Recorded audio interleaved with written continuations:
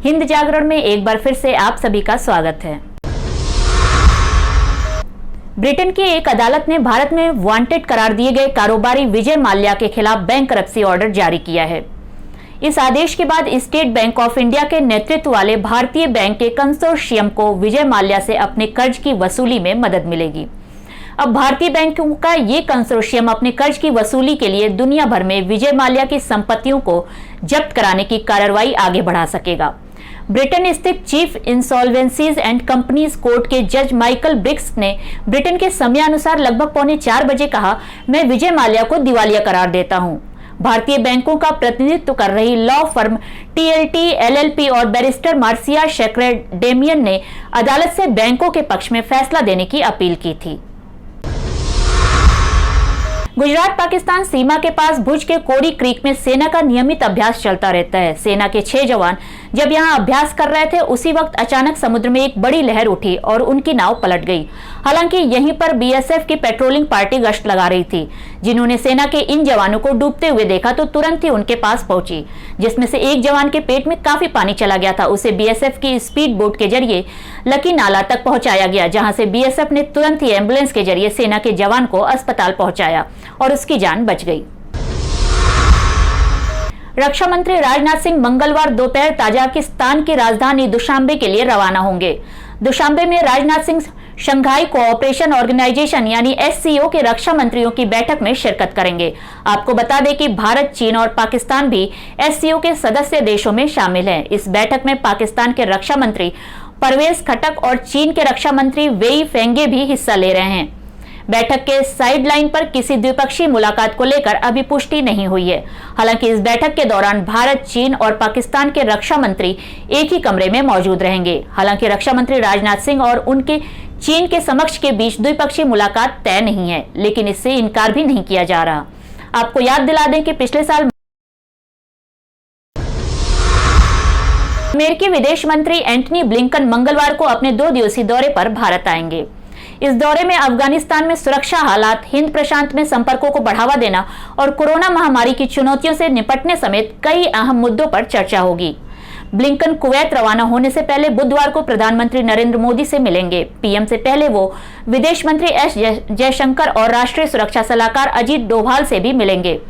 बता दें कि जो बाइडेन के अमेरिकी राष्ट्रपति बनने के बाद ब्लिंकन का ये पहला भारत दौरा है। अमेरिकी विदेश मंत्री एंटनी ब्लिंकन के भारत दौरे में बातचीत के मुख्य एजेंडे में पाकिस्तान द्वारा आतंकियों को फंडिंग, दहशतगर्दों के लिए सुरक्षित पनाहगाह बनने एवं अमेरिकी फौजों को छोड़ने के बाद अफगानिस्तान में हालात हैं, जिन पर विशेष रूप से चर्चा होगी। महाराष्ट्र के रायगढ़ में 11 शव, वर्धा और ओकाला में 2-2 शव मिलने के साथ वर्षा जनित घटनाओं में मृतकों की संख्या 164 हो गई है।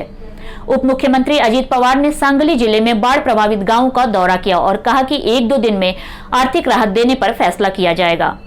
सरकार ने मुंबई में एक बयान में कहा कि 100 लोग अब भी लापता हैं और अब तक 2,29,074 लोगों को बाढ़ और बारिश प्रभावित क्षेत्रों से निकालकर सुरक्षित स्थानों पर पहुंचाया गया है। एक अधिकारी ने कहा कि तटीय कोंकण क्षेत्र में स्थित सबसे ज्यादा प्रभावित जिले रायगढ़ के प्रशासन ने सोमवार को तलिये गांव में 31 लापता लोगों के लिए तलाशी अभियान बंद कर दिया।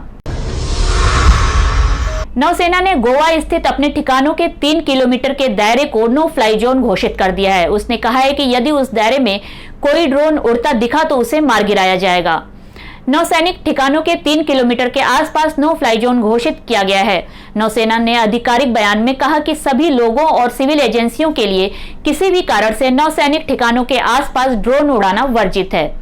नौसेना ने कहा कि कोई भी ऑपरेटर इस दिशा निर्देश का उल्लंघन करता पाया गया तो कानून के तहत वो इसके लिए जवाबदेह होगा। साथ ही कहा कि किसी भी ड्रोन या अज्ञात वाहन बिना पूर्व अनुमति के प्रतिबंधित क्षेत्र में उड़ते हुए पाया गया तो नौसेना को उसे जब्त करने या उसे मार गिराने का अधिकार होगा।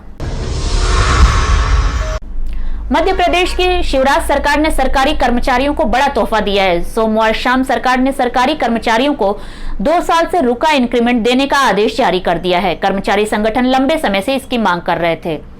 सोमवार शाम को आदेश जारी करते हुए वित्त विभाग ने जानकारी दी है कि सभी शासकीय सेवकों को 1 जुलाई 2020 और 1 जनवरी 2021 के साथ साथ 1 जुलाई 2021 को देय वार्षिक वेतन वृद्धि मिलेगी। आदेश की कॉपी सभी विभागों को भेज दी गई है। वित्त विभाग के मुताबिक सालाना वेतन वृद्धि जुलाई और जनवरी के महीने में होती ही है। हालांकि सरकार ने यह भी साफ नहीं किया है कि कर्मचारियों को उनका डीए कब तक मिल पाएगा। पंजाब सरकार ने सोमवार देर रात 11 आईएएस और 43 पीसीएस अधिकारियों के तबादले किए हैं। आईएएस अधिकारियों में आलोक शेखर को प्रिंसिपल सेक्रेटरी स्वास्थ्य एवं परिवार कल्याण विभाग बनाया गया है। साथ ही उन्हें प्रिंसिपल सेक्रेटरी मेडिकल शिक्षा एवं अनुसंधान का अतिरिक्त चार्ज सौंपा गया है, जबकि हुसन लाल को प्रिंसिपल सेक्रेटरी इन्वेस्टमेंट प्रमोशन नियुक्त करते हुए उन्हें प्रिंसिपल सेक्रेटरी इंडस्ट्री कॉमर्स और प्रिंसिपल सेक्रेटरी इंफॉर्मेशन टेक्नोलॉजी के अतिरिक्त चार्ज को दिया गया है। असम और मिजोरम के बीच सीमा विवाद ने एक बार फिर से हिंसक रूप ले लिया है। हिंसा में असम पुलिस के 6 जवानों की मौत हो गई, वहीं 80 से अधिक लोग घायल हो गए।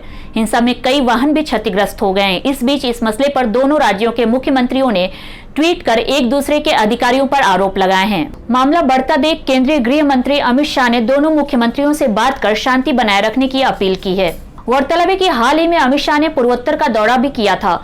विदित है कि दोनों पड़ोसी राज्यों के बीच सीमा विवाद पुराना है। दोनों राज्यों के बीच सीमा विवाद को खत्म करने के लिए सन 1995 के बाद से कई वार्ताएं हुई, लेकिन इसका कोई फायदा नहीं हुआ।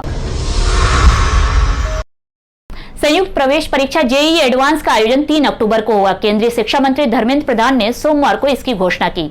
पहले ये परीक्षा 3 जुलाई को होने वाली थी। देश में कोरोना की स्थिति को देखते हुए परीक्षा को स्थगित कर दिया गया था। आज के लिए बस इतना ही। देश विदेश की कुछ और खबरों के साथ फिर मिलेंगे, तब तक के लिए नमस्कार।